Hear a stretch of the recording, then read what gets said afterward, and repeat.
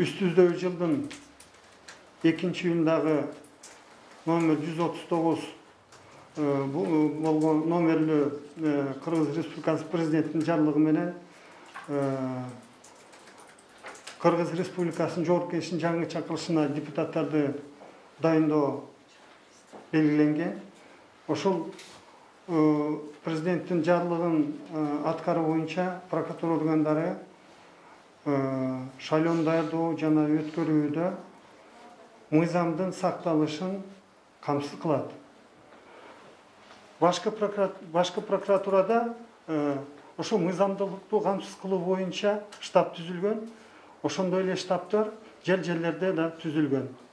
Ал штабтын иши ошол азыркы түзүлүп жаткан кырдаалга аны талдоо жүргүзүүдө. Ошондой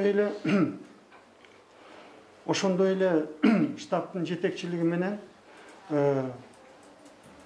ошол үстүздөгү жылдын 1-сентябрында Коопсуздук кеңешинин чечиминде көрсөтүлгөн сунуштар жана милдеттерди камтып иш мелчеми түзүлгөн болчу. Ошол иш мелчемдери жерлерде прокуратураларга да жөнөтүлдү.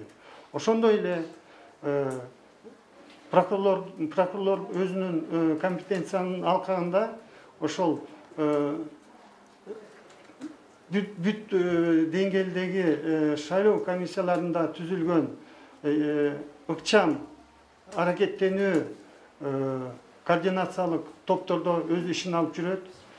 Прокуратура органдары туруктуу негизде жалпы амалындоо каражаттары жана интернет ресурстарына мониторинг жүргүзүп атат. Кыскача токтолуп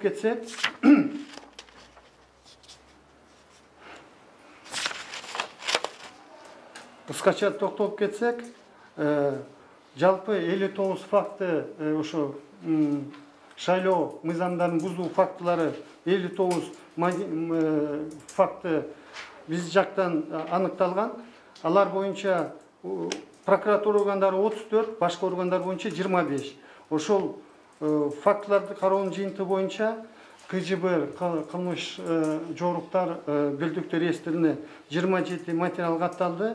Анын ичинен кылмыштын белгилери менен 19, жоруктардын белгилери менен 8, номенклатурный делого жазылган 17, борбордук шайлоо комиссия жана аймактык шайлоо комиссияларына 5 материал жиберилген, 3 прокурор чара көрүү актысы киргизилген, 4 факты боюнча факты такталган эмес, жана азыр 3 материал каралып жатат.